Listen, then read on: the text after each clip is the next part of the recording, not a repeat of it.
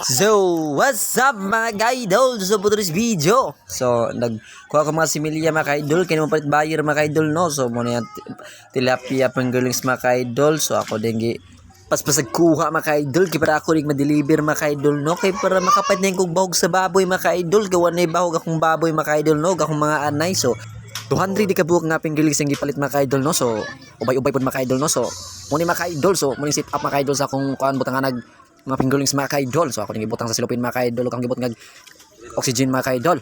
So PM lang kamo mga idol kung kinsa to'y gusto mo buhig tilapia mga ka-idol, no. So madala-dala ra tagsabot ni mga ka-idol. So pre-delivery ni mga ka-idol, no. Basta daghan ang paliton mga ka-idol. So ako nang nabutang dirita ng mga ka-idol sa silupin mga ka-idol, no. So mao na mga ka-idol, no. Pagkuha ng oxygen mga ka-idol. So grabe ka tinaw kay tubig mga ka-idol.